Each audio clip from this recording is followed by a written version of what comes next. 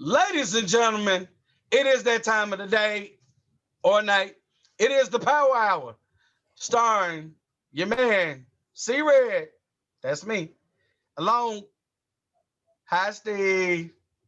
Hello, C Red. Hi, Steve. This is going to be a long night. I can see it already. Yes, Steve. Introduce the special guest. He's worth it. Ladies and gentlemen, our special guest tonight is none other than the Ewokk himself. Ewokk, what's happening? What's going cracking? on? What's cracking, lacking? How you feeling, brother? I'm all good. I feel great. Don't ask Steve. You do. You feel pretty good. I know you. I know you're feeling pretty good about the weekend and everything is going great. But we're not here to talk about the ARC. We are here to talk Why? We could take a little. We could take a little time for the ARC. You know what I'm saying? I'm just saying. Show. So if you want to talk about it, go ahead, Red. I'm just saying. You were so gun ho. You were going to get Miles and Renee to join with you, band with you. And we swerved everybody. Y'all got a new member too, right? Yeah, we got a new member, Jackson P. Larkin. That's one of my dudes, man. We did our thing Saturday, and we kind of, show, why we've been so dominant for so long, and we not done. We not done. We got to keep this train rolling. But just to see the egg on my co-host's face was beautiful. Before you came on tonight, just him wiping it off, But in all seriousness, we had a great weekend. Shock went up. Miles Mercer is the new C3 champion. So all respect and props goes out to Miles and the rest of the crew. But I love you, Steve. And Ewokk, let's get on to you, bro. Yeah, let's get it cracking. Let's get it popping. Let's do it, man. First of all, I want to personally know, like, where you come from, bro. Like, cause I'm gonna be honest, like, you was like one of these quiet secrets, bro, that not even I had heard about. And then all of a sudden you came on, and it's like you poured damn gas on a roaring fire already, and you just everywhere I go now, I see you, I hear you. You can't talk about wrestling in Chicago, especially without the name Ewokk coming up. So, bruh, give me some background on it. That's dope as hell. So my background, I think when I was 18, I want to say 18, 19, I tried to train at Windy City. I always post that little picture around, that I tried to train there. And, I was a little bit too young, a little bit too immature. And I mean to yourself? Yeah, I think for in general, man, I felt like I was rubbing people the wrong way. I had like a little attitude, and I felt like, it's this guy, I gotta go, I gotta play lacrosse or rap, do some music or something. Like I felt like I wasn't ready for that position to be in the pro wrestling business, because I felt I was gonna rub more people the wrong way than actually make friends, you know what I mean? And I see a lot of young people, a lot of veterans making that mistake, just rubbing people the wrong way. And I didn't want to do that at that young age, because I already saw it happening, Okay. And then I always had a love for pro wrestling, so I played lacrosse, with the Canada, played lacrosse, played for the Chicago Outlaws out here. And then from there, I just started rapping and getting a little name in the Chicago rap scene. Traveled the world, Puerto Rico, Europe, shit, like everywhere, all across the US. And then from there, it's just, I don't know, I still had that thing in the back of my head. It's like, yo, I still need to wrestle, bro. And I just joined up a school, Wrestle League Academy, and the rest is kind of history, man. And I just used all of my experiences and all of my like successes and making it mold using those same tools in the wrestling. So it's just, that's my little beginning story, Yeah, and that's dope. And it's funny. Actually, I still have my Uh-oh, you're going to get some. I keep this around with me all the time. Wow. Dude, so here's the crazy part. Fun. Of course, me coming from Windy City, uh, I had a bunch of those. But a couple of years ago, let's just say I had to move on with my life and leave some things behind. And unfortunately, all my Windy City stuff was, well, not all of it, but most of it was left behind. And so Joey Roth, of all people, hands me an envelope one day and says, "I'm gonna give this to you because you can appreciate it." And it's that same pamphlet. Oh wow. And so I hold that near and dear to my heart. But it's funny. You trained when you did come back. You trained with my guy, Luis the Rich. Yes, sir. Uh, Luis is a good friend of mine. We've wrestled before uh, against each other, but more importantly, so here's a little known fact nobody really knows. So his shoot job is a teacher, and he was one of my daughter's teachers. Oh wow. And I didn't know so that. imagine, getting, that text, "Hey, bro, is this your daughter?" "Yeah." If she messing up, just tell me. I need to know. No, but she's a good girl, so was no issues. I think she thought she could just breeze through the class, because who her daddy is. Because my kids keep singing, I'm deep in these streets. Yeah, You you say deep, man. wrestling, people know who I am. You legend, So, bro. but and then a friend of mine, her son now trains there. Crizzo? God, Is it Crizzo? yeah, Crizzo. Yeah. Yeah. So she's been asking me for years how to get him, in the business, and I told her, you gotta, I tried to steer away from people that I thought would just take her money, you Yeah. know, but once he started training, he would hit me up and I offered him tips and advice. And, I was shocked that, my main peeve, and Steve's heard me say it many a times, you got to look the part, dude, So when he hit me up with designs and stuff like that, and he went out and actually got this stuff made, I was proud. I was like, okay, I played a little small part in that, dude. And But, that's what you gotta do. just to know that we got that connection, without being, but it's funny how this world is so small, Yeah. and you're connected. But dude, just for you to go all over the world and be everywhere rapping, oh my god, that Steve, can you rap? No, I don't believe I can. I don't believe I'd even try. I find it interesting though that he played lacrosse and did the rap hip hop stuff. Um, Lacrosse is a very difficult sport, requires incredible discipline and a lot of physical acumen. Uh, and I think that speaks a lot about who you are as an athlete and maybe what makes you so good and so extreme in that ring, because your conditioning is probably second to none. If you're playing professional lacrosse, that is a gruel. I mean, that's like soccer, and you could get killed with a stick if somebody misses wrong. I've always been fascinated by lacrosse, so I did not know you were a lacrosse player. That makes me even more impressed by who you are and what you do. Yeah, like it's even when I was fat, like I've been hitting the gym. I've been training hard for this June 12th match against Jay Cross. You know what I'm saying? He's eating Chipotle. I'm straight up I'm in the gym training every day. I lost 30 pounds. I'm starting to get shredded. You know, my deadlift is in the 400s now. So like I ain't got no problem lifting Jay Cross off his little feet, you know what I'm saying?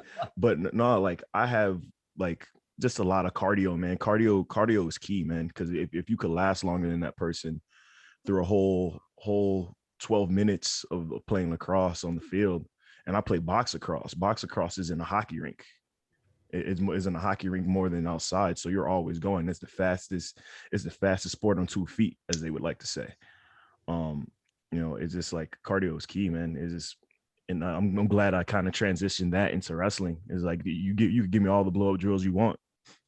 You know what I'm saying? So you're not going to be fazed by it at all. I have to admit, before October 3rd, I had heard your name, but I had never seen you work. And John Bullard, as we were going over the card and he was talking to me about the target points he wanted for commentary, he said, "You're going to love Ewokk. Wait till you see what he does in that ring." Now, we talked a lot, and everybody's talked a lot about John Hudson on the mic when the Chicago connection came out, and that was pretty impressive. But when you grabbed that mic and you challenged basically the world to try to take the strap off your dead body, I'm gonna liken this experience. I've only had the experience of what I was feeling on commentary one other time in my life. Once upon a time, I went to see a band live called U2, and they were at the Tinley Park at the World Theater at the time. Okay. And they always had very interesting acts open up for them. Well, who opened up for them when I saw them was a little band you might be familiar with called Public Enemy. Oh, wow. And now here I am, a 21-year-old suburban youth with no experience and no knowledge of, I knew who Public Enemy was, but I didn't know their music. I didn't understand what they were about. When they came out and took the stage, all the soldiers and everything that they represented at that time, I was a little nervous, but I was so excited and so absolutely entranced in what they were doing. And that was a moment for me that I really discovered how much I enjoy hip hop and rap. And C-Red and I talk often. We have very similar tastes. We can go back and forth about the old school hip hop and rap all day long. But when I saw Public Enemy, I was a little nervous because it was way outside my comfort level, but I loved it. I couldn't take my eyes off of it. It was fantastic. I was like, wow, this is legit. It's amazing. That's kind of the way I felt when I saw you work for the first time. I'd never seen somebody strike as hard as you. Now, you and Zeke Kickham, October 3rd, it was a fiercely competitive match, and you guys were landing blow after blow, and it was vicious, and we could feel it on commentary, as could everybody else in the arena. And it was just, by the time it was done, I'm like, God damn, John Bullard was not pulling my leg. This guy might be the best wrestler on the roster. That's the impact you had on me. And I'm not dissing anybody on the roster. I mean, with Marche Rocket, Chris Logan, and all the rest of them, it's a stacked roster. But my God, man, for the first time I saw you, you absolutely blew my doors off. And I mean it with all due respect. I mean, you don't get feelings like that often. And I remember sitting after the show was over going, man, this is just like when I saw Public Enemy in 91. So Damn, that's dope. You are my Public Enemy in wrestling, my friend. Oh, that's dope, man. That's real dope, man. Got a smile on my face, made my day, man. I can't tell you stories but like Red, but I'll give you my life experience. But what little I have. Here's the thing. They go out, right? And working in the office, let me go out here. So I stood to the side. I wanted to see this match up as close as possible without the fans knowing. Dude, the way y'all were hitting it, oh my God, I'm sitting there like, man, like, hello, like, do we really have to call the EMTs from Michigan City? Because, like, when they come to something broke, y'all put on one of the most hard-hitting matches I've ever seen. Damn.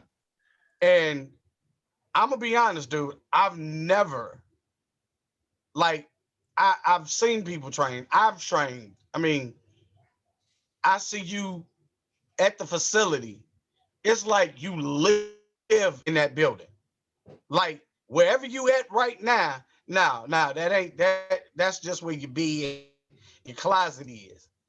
But that training facility, and to see how you Nobody else has been there.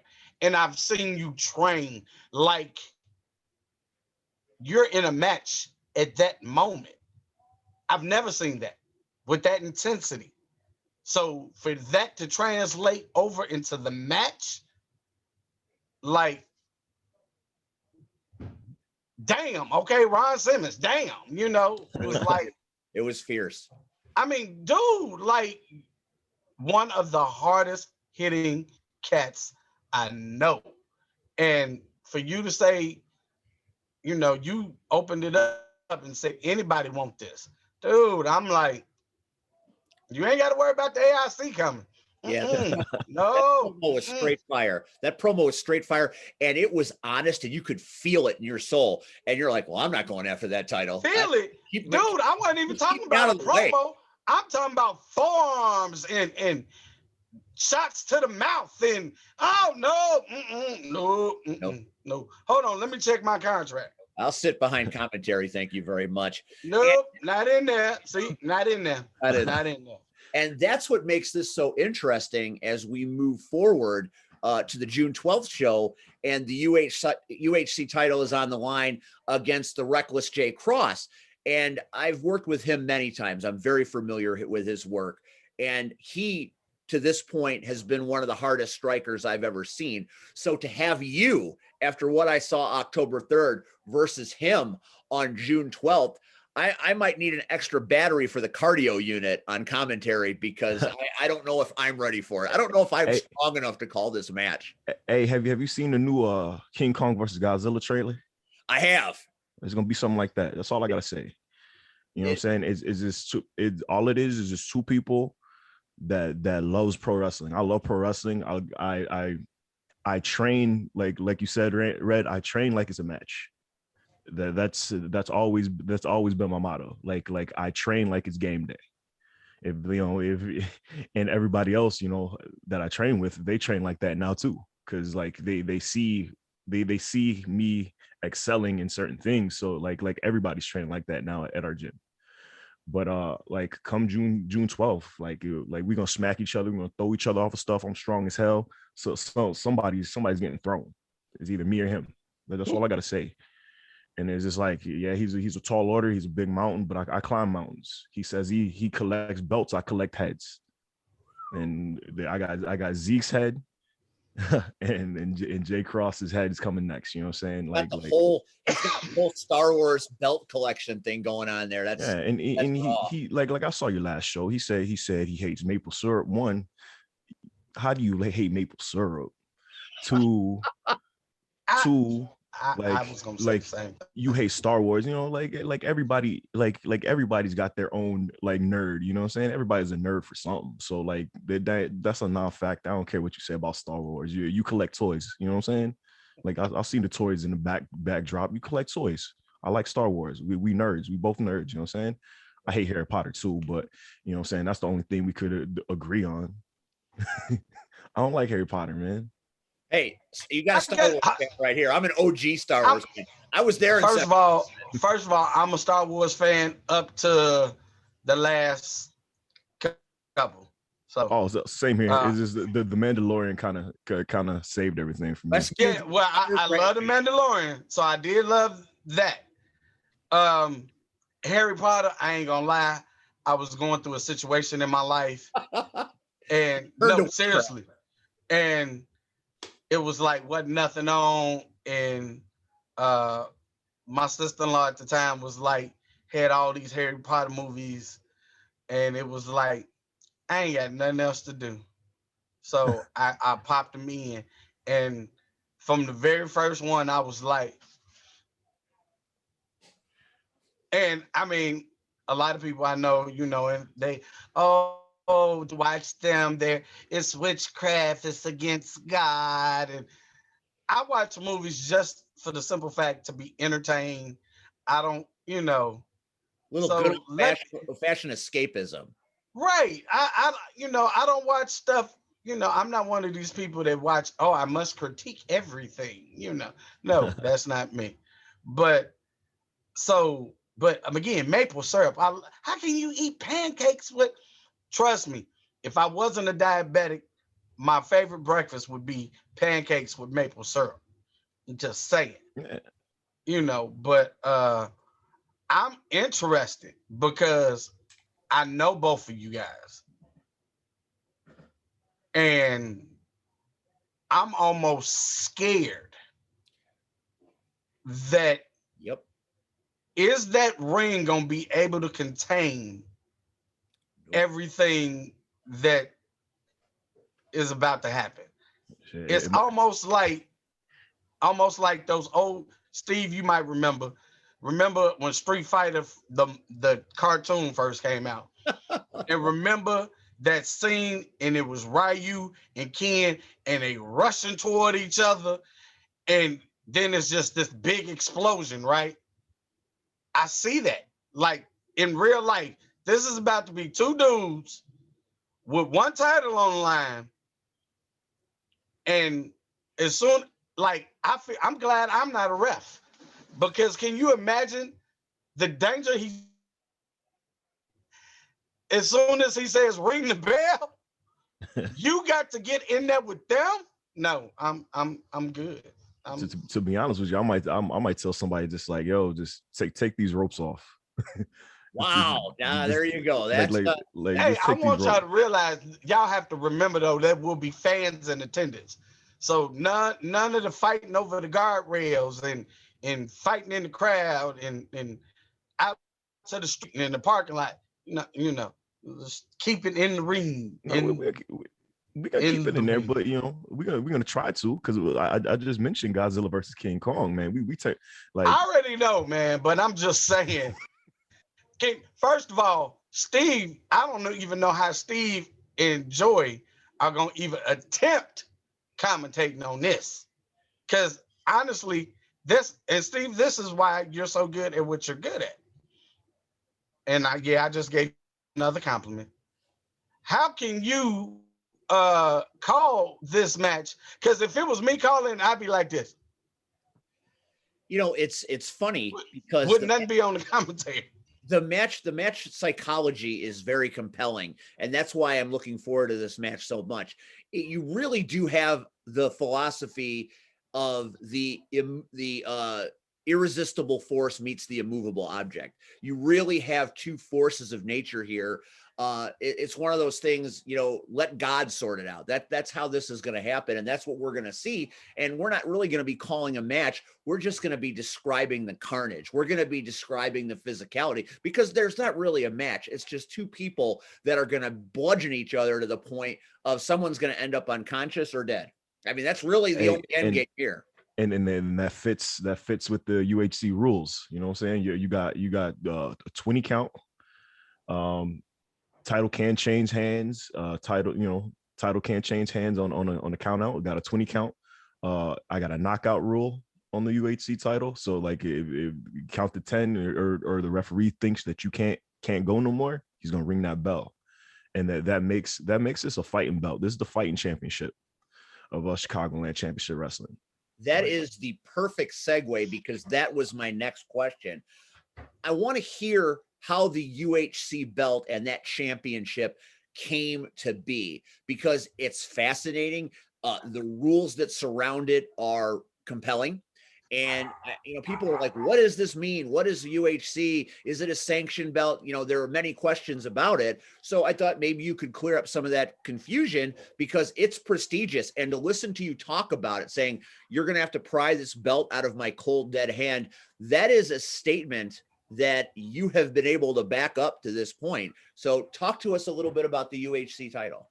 So the UHC title, I was supposed to, like, before all this COVID stuff popped off, I was gonna throw a hip hop / wrestling show at Bottom Lounge for my birthday. I had a design for a belt, like I had a concept for a belt, and I ordered it, just thinking, all right, cool. I'm gonna have this hip hop show, kind of like Def Jam Vendetta, like that you know, that mold. But COVID happened. My plans changed. I have this belt. I come to people with ideas. You know what I mean? I was this belt has to have an identity. I just don't want to hold on this belt for a whole year. It's almost been 2 years, and like like John kind of just gave me that blessing, and we ran with it, and now it's an official belt of a brand. Like this belt was just gonna be like a one-off thing. Now it's a brand. Like I want to pay homage to, because Windy City used to have an urban belt, and I want to pay homage to that's one of the main like things that I want to do. Like I just wanted to like throw like Chicago needs an urban belt, you know what I mean? Like that to it, and it's back. Yes, you're talking to a former UAPW tag champion. Oh shit. So, and I felt like that essence need to be brought back in Chicago pro wrestling. It fascinated me. First of all, it was what up? Say it again, Red. No, I was just saying that the belt fascinated me for the simple fact that at one time, and I don't know if you know, Steve, the Soul Touchers used to have their own title. I've seen a few matches with them. I always wondered what they were, but I do know that that you guys had your own titles, which is pretty cool. Well, no, just one title, the Soul of America title. And our guests later on, we'll dive deep into that. But I am the only holder of that title. But I never took my title where you're taking this one. And I mean, kudos to you. Oh yeah, because because like win, lose or draw, if I lose this title, like I still want somebody to do right by it. You know what I mean? Like I still want this title to be taken all over the country. If it could be defended in other feds, you can. If I could defend it, if I ever go to Japan or Mexico or one of our partners in CCW, I will defend this belt. You know what I mean? It's just like I want this to end up becoming a world title. That's why it has the like the old like Japanese belt design to it. It's just like it like I don't know, man. I just want this to become something. Like this might become a brand. This belt might just become its own promotion on itself. Like you never know. You know what I'm saying? What might happen? It's just like we gotta grow prestige on this belt. You know, it's just like I never thought this belt would be something. I thought this would just be something on my wall that like I did at a show. But like it's starting to get a little bit more bigger than that. It's really big and it's really legit. And the world of Amazon Prime, as well as Fight TV, powered for .tv, amongst others, have seen this belt defended. It's out there, and it's a magnificent looking belt. You're right; it does look a lot like some of the older Japanese belts. So when I first saw it, and when I first saw it defended in the match that I saw it defended, in which it was, immediately from jump, I can't wait to see who is up to face the challenge next. And it's so cool that it's Jay Cross, because I think that's going to be one of those matches that people are going to be talking about. And I don't think it's going to be the only match you two ever have. I think this is going to be one of those rivalries. You just get a feeling sometimes when you're thinking about two people that their styles are so complementary. Some of the greatest rivalries in the world, start in places like this. So again, really looking forward to what's going to happen June 12th. I think it's pretty cool. I'm ready for him, and I'm ready for it, bro. Let's go. Let's get the crowd. I want to wrestle right now. So. I'm sure. just not me. So you talked about your rap career, and you've become quite a good photographer and videographer. Talk about that side of your personality. You really do have a lot of skills that are exemplary. I mean, you're a fantastic wrestler. You toured the world with hip hop. You're an innovator, which the world needs more of. Talk about the creative side of you. The creative side is more like just me, like wanting more for myself, like me, because like I've always had a camera in my hand since I was like a little kid. So like if I could see, like I'm a huge movie buff too. Like if I could see something, like that's how I want it to look. And it's like I had like some of my promos and some things that I film, like I film it, nobody else films it, or if I tell somebody else how to, like whatever. And so like I always buy expensive cameras. always buy expensive, editing software so I could do that. Is it's like if I have an idea that pops in my head, like a lot of people see like my stupid little shorts that I post every now and then. It's just like if I have an idea in my head, I'm gonna film it. Or if I'm at practice, I bring my camera. I always bring my camera at practice, and it's like, oh, I got this idea for a little vignette. I'm gonna do it. It's just like in wrestling, that's why they call it independent wrestling. It's all on you. Is no one else. So it's just like I have to use those tools that I've had in rap, lacrosse, and whatever to my succeed, like and film and all that stuff, and use it to my advantage. You know what I mean? It's just like that's a tool that a lot of people don't have, and I'm willing to help people do the same thing when it comes to like my creativity. It's like you always got to put your ideas out there. It's independent wrestling. Like some stuff might stick, some stuff might not stick. So it's like you still have to elevate yourself and still like share the wealth sometimes. You know what I mean? Some people, I'll film, like if I'm at that show, I'll film your match for free. I'll do a promo for free. We'll do it. You know what I mean? But it's just like, I don't know, man. I always got to keep moving. I always got to add more tools to the belt. You feel me? Absolutely. And I've seen you do video promos for some of the CCW guys, and they're professionally shot, which is outstanding. And your vignettes, when they pop up from time to time on Facebook, are a delight to watch. You're a very creative person, and now your creativity has been translated to our world in the land of the podcast. Now recently, I believe you guys just are on episode 5 now. Episode 4. It's episode 4, but 5 is coming, and it's the JB and Ewokk show, which has gotten rave reviews. I've watched the episodes myself.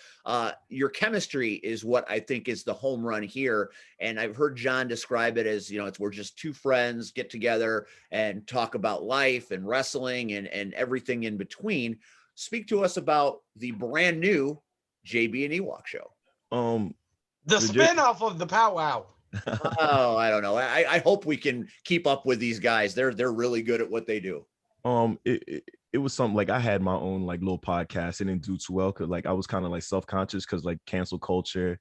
I like speaking my mind, and I like I'm very heavy with the vulgarity sometimes, and I just I'm super heavy with the vulgarities. And like me and John will have Zoom meetings without even recording them, and like it is very entertaining, funny feel shit, and he came up with the idea, hey, let's just make this, let's do this little podcast cracking out, and we did the podcast, and like we did a couple practice ones, but they turned into more like informative, like just info for the wrestling industry, for the younger wrestlers.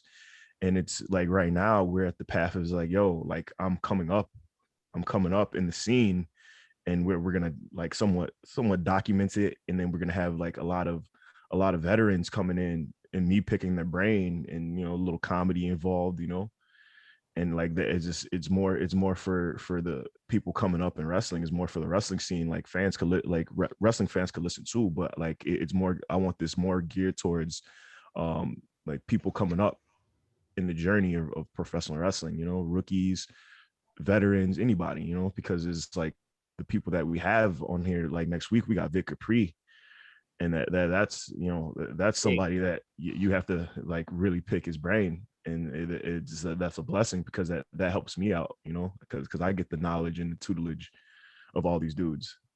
And I think the Red's on here too, you know what I'm saying? And Red's coming up. So you guys have a great upcoming schedule of guests. Vic Capri up next. He's a very compelling man. His skills in the ring, legendary. His personality in a locker room is he is a guy that will talk to anybody about anything. He'll give you critique, but he's not insensitive about it. He's really a great locker room guy. One of the worst things that happened to us last year was when Vic got injured and was unable to work with us October 3rd because he was going to be a very big focal point of Chicagoland Championship Wrestling. He's back now. I get to work with him this weekend at CSW. He's coming back and he's better than ever, way ahead of schedule.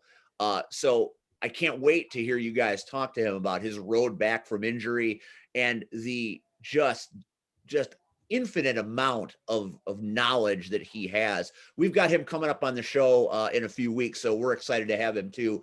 But the man is just a fountain of wisdom, and he is so easy to talk to. I can't wait to see that episode. Do you have an episode that you're excited about, or you've had that you've really enjoyed? What are some of your thoughts on your guests? So far, the two guests we had Dixon, we had Brave and Fett, and they're taking the same journey with me, in growth and elevating ourselves and evolving. And so far, like they've both been phenomenal. I'm looking forward to this Vic Capri, because you know what I'm saying, like I told John yesterday, if you've seen the episode, I'm trying to be on my best behavior with the comedy, you know what I mean? Because like I don't want to like piss nobody off. I gotta have my ears open, you know, for this one. Like I got a lot of questions to ask. Like if you feel like you know, you're a rookie or whatever, you need questions to ask or brain to pick, you know, send me some questions. I can ask them. We're gonna keep it cool, keep it informative. And like I can't wait to beyond. Like who knows like what guests a year from now we could get, you know, like picking brains and whatnot. Like that's dope. Like I'm doing a little Joe Rogan podcast. You know, I got the little mic, got my headphones. We doing it big. Looking the part, just like C Red says you ought to. You'll be surprised. Vic Capri is extremely easy to talk to, and he's got a terrific sense of humor. So I think you'll be just fine. Your partner in this podcast adventure is our boss, John Bullard. And, you know, I've had many people on this show. We've been basically featuring Chicagoland superstars for the past several months as we build the road to Grapple Masters. And the one common strand between everybody is their relationship with the boss, John, who's handpicked everybody to be in this promotion for a reason. And I've never heard one human being speak ill of him that works for this company or outside the company for that matter. What about John makes you gravitate toward him, not only to be his friend outside the ring, but to work with him on the podcast and bring your title to his promotion in its maiden voyage? He loves what he does. It don't matter what it is. He loves what he does. He's huge on presentation. I'm huge on presentation. He's just a very genuinely good guy, you know, like he's honest. Like it's very hard to find a very honest like person, like in general in professionalism. Hey, Dez, that was trash, or Dez, you know, take that post down, or Dez, like you need to do this better, you know what I mean? It's like sometimes there's not a lot of people doing that. Like some people are good or fine by saying, hey, you're good, man, like nice match, dog. Like no, it's just like John will take the time to email or DM everybody on his roster and tell them what they're doing wrong and what they could fix. You know what I mean? And I don't know. And plus he loves hockey too. Like we kind of just hit it off. Like sometimes when you hit it off with people, you don't know how that happened. Like sometimes it just happens. Like people come in your life that you don't expect to come in your life. You know what I mean? It's like, hey, that guy. You never know. You know what I'm saying? Like John hit me up and saying he was a promoter and all that stuff. Like I was like, holy shit. I was happy for it, you know, like I trusted the dude. Like it could have been anybody else, but I'm like, nah, man, I'm good. But like I just felt like hell yeah, like you're a real genuine dude. Like I know you're gonna do right by me and all the people that you hit up. And a lot of people on our brand or like ever since that show dropped on Amazon Prime are excelling into bigger and better things. You know what I'm saying? Like Yo-Yo, for instance, he's on damn near everything now. Like it's just like I don't know, man. Like John's my whatever. You know, Ewokk, you said that, you know, one of your last guests, most recent guests, was Braven Fett. Braven and Yo-Yo and Janae Kai have a match on June 12th against the newly reborn, shall we say, or never gone ARC. That is an interesting match, I think, now, don't you? Yeah, it's interesting, but you know, like I lean more towards the side of ARC because my big homie is in the ARC now, so you know, I gotta support his moves. You feel me? I feel you. And I love C Red, man. Like, come on now, I can't, you know, like I like Yo-Yo's too. I like that team too, but you know, I put my money on ARC all the time. You know what I'm saying? In those type of matches. Appreciate that, bro. Yes, Appreciate that. yes, sir. But now Go ahead. I'm here's sorry. the here's the funny thing. So I was doing podcasts way before anybody else. I mean, years ago, like when people weren't even thinking about podcasts. Me and my good friend, formerly known as Trauma, now known as Jay Washington, comedian, actor extraordinaire. Um, I started a podcast, and him coming on just made it better.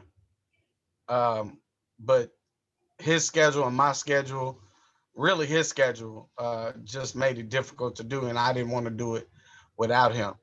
But it's funny that you said you and John kind of just clicked. Uh, I clicked with John the same way, um, sharing the same locker room. But the funny part is, me and Steve have clicked, and I'm not gonna say I never would have thought it, but it was just the fact that we found out. I think when you find that you and the person you're doing something with have other commonalities, it makes it easier.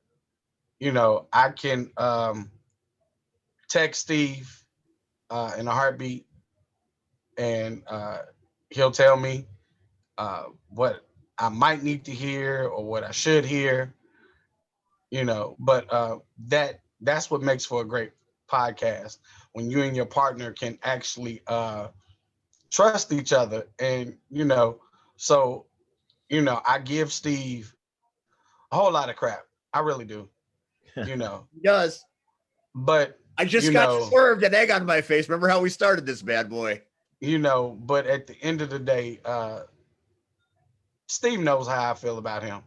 And the same way, you have that respect for John. And and I think we all do, you know because again, like I said, and I don't know if you watched when he first did our show. I was the first person John asked, and he didn't know me from anybody. I mean, maybe he knew my reputation as far as my ring work, and he saw me wrestle, he saw me manage, but he didn't have to. you know.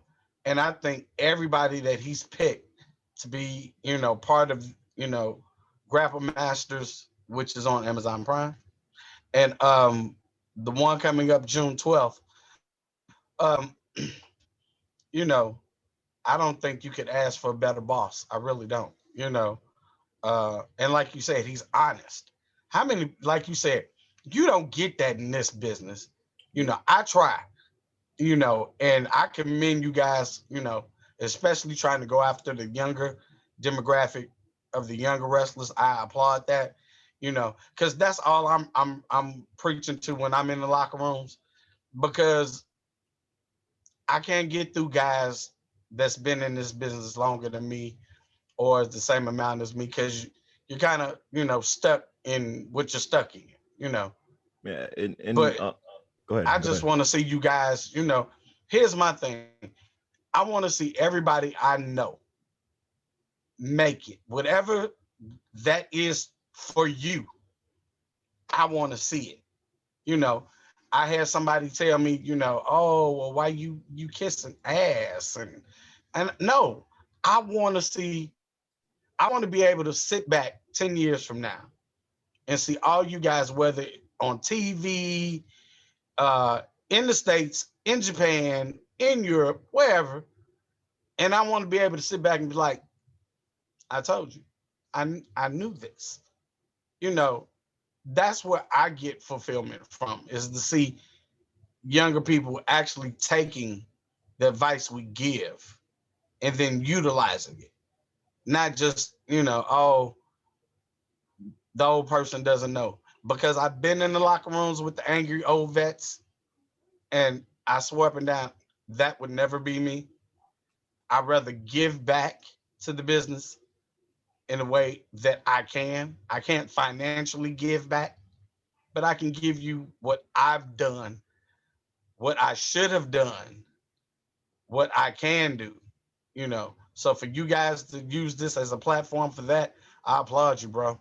Much Yeah, respect. thank you. Salute. Thank you. Because like honestly, like we're all like learning together. It doesn't matter how long you've been in the business. Is like you're still gonna find something new that you could grasp onto, or some things that you didn't know for 15 years, and it could help you. And like don't be afraid to tune in and get knowledge, man. It's like it's everything's set up. Everything's set up to succeed. It's like we got the right people on this podcast as guests, and it's different views, and to take what works for you and elevate it. That's like my biggest thing is evolving, elevating what you do.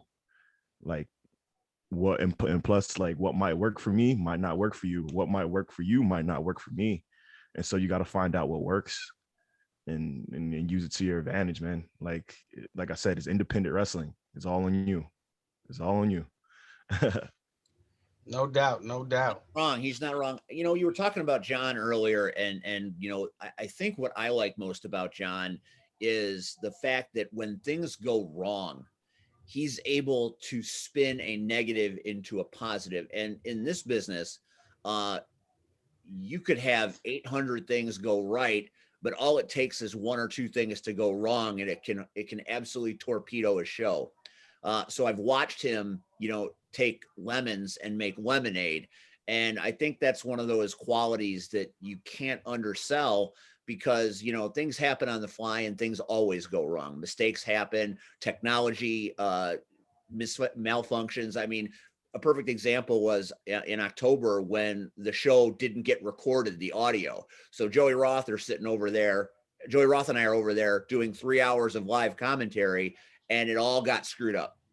So we had to go back to Xavier Camacho's basement and basically re-record the commentary on the fly so that's what you hear when you listen to the Amazon Prime gimmick. You hear us in Xavier Camacho's basement trying to recapture the energy and excitement, and that was really difficult. Whoa. But John said, here's the thing, Steve, maybe there was something in your live commentary that was going to be bad or wasn't going to work or was going to be flat. Maybe it was supposed to happen this way. See, not many people think of things like that.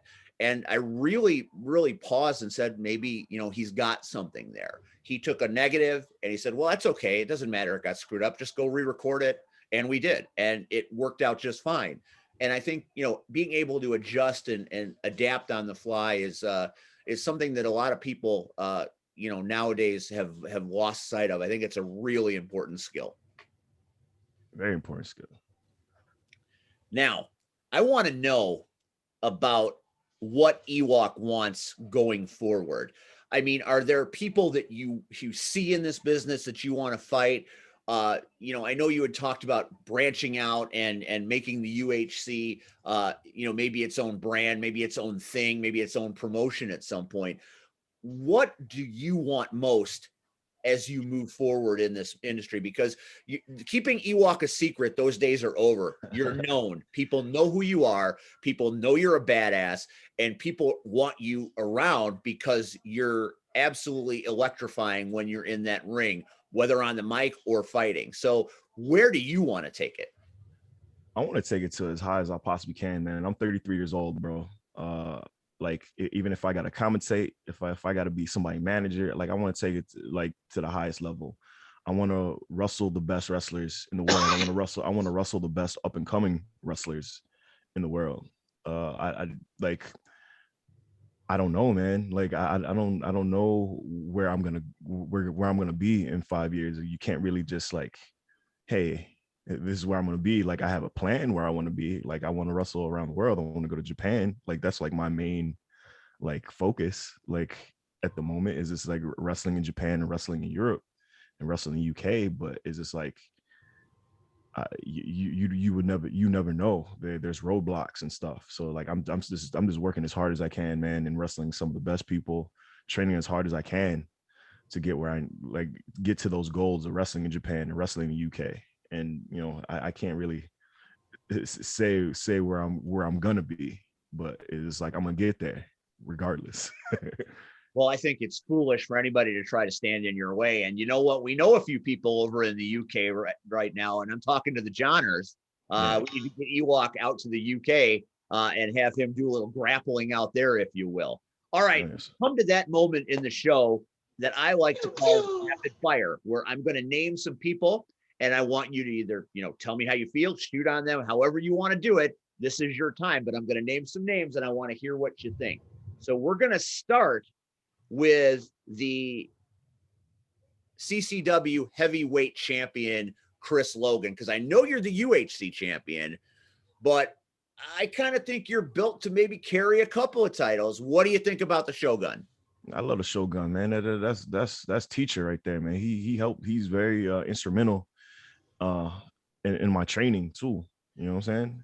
Like the Shogun, but in the ring, hey, if we gotta scrap, smack each other across the face, kick each other, unify these belts. Maybe somebody's carrying two at the end of the night, but it's like I love that fool. You know what I'm saying? But like when it comes in the ring, hey, I don't like you. I love the fact that that could happen someday. Could. The amount of variety that the matches could have. You challenging someone like that, there are infinite possibilities of where CCW could go. I'm just excited to be a part of the ride. The next name that I'm going to give you is the man you fought October 3rd, Zeke Kickham. I knew less about Zeke than I knew about you, but I walked away from that show being a fan and wanting to see more of him. What say you about your opponent who you did battle with, deadly battle, back on October 3rd, Zeke Kickham? He a powerhouse. The dude don't like work out like normal people. That's all I gotta say. I train with him too. He don't work out like normal people.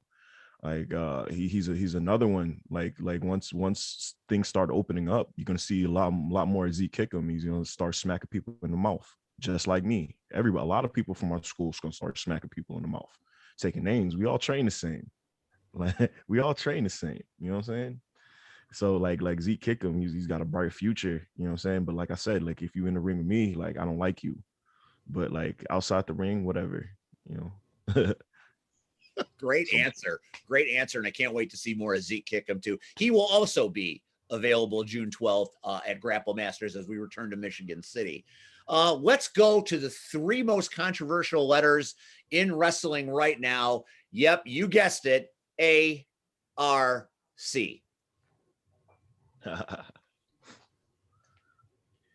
Talk to me about the ARC. What are your thoughts on them? I know you're tight with some of them, but what do you think of the organization as a whole? Hey man, they're a brand. They brand themselves, man. Like C Red, he straight up is the leader of all that, bro. Like he straight up has like the merch for him. He's got like comic book covers for him. You know what I'm saying? He's recruiting, he's throwing little swerves at people, making, thinking they're gonna break up, and everybody's happy that they're gonna break up, and then he pulls the rug from everybody. Still wiping the egg. That like we need more groups, more good groups in Chicago professional wrestling. I feel like it's a lot of good wrestlers. Now you got Larkin, is just like you got good people under the wing now too. You got championships. You got good women's wrestling out of Renee Van Peebles, and so it's just like that. That's a force right there. That's like a straight like SWAT team. That's great. That's good. I've been watching you two go back and forth for the hour we've spent, and there's so much of C Red that I see in you because I've known Red a long time. And I'm savvy to Red's history. And I think if you guys look at it, the parallels between your careers are really pretty interesting. You guys are, I mean that as a great compliment because, Red is an icon. And I think you are headed that direction. So let's talk about Red specifically because Red likes it when we talk about him. Hey, he's multi-talented. His merch table is almost as big as mine. And he just has like off the wall, like he's got masks, he's all different types, he got belts, like it's crazy.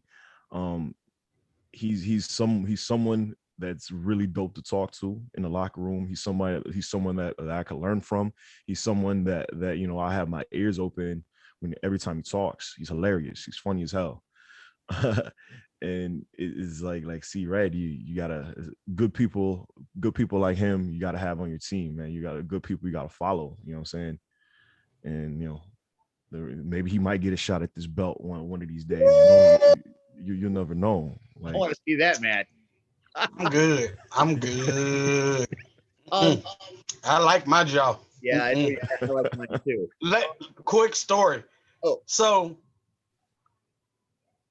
Ewokk shows up to the October show, right?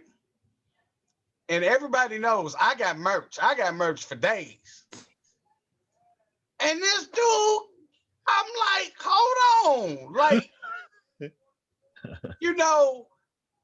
for once, I didn't feel overwhelming. Like, depending on where I'm at, I might put some stuff out. Looking at his table, I had to put everything out. Like, warring, battling merch tables. But to see him brand himself like that, dude knows I love it. We I think, was it Ileana? I think we did a show together. I know he came up with Red froze. Oh man. Oh, there, Red, you froze. You froze a minute. Oh, recap. Did I? I'm sorry. That's all right. Oh, yeah, I gotta fix this before next show. Just the Harold Chicken Shack design. Like, he had me so pissed off because the dude is in a red suit. But I couldn't hate on it because I hadn't thought about it. Yeah. And I remember, it was you telling me that. I love this dude because he markets himself just like I tell everybody else. Put your stuff out there. You have to. I'm not saying, guess what? Everybody is gonna buy it because they not. That's just the way it is. But guess what? I'd rather have 20 items and push and get one sale versus not have anything and lose money that night. Yeah.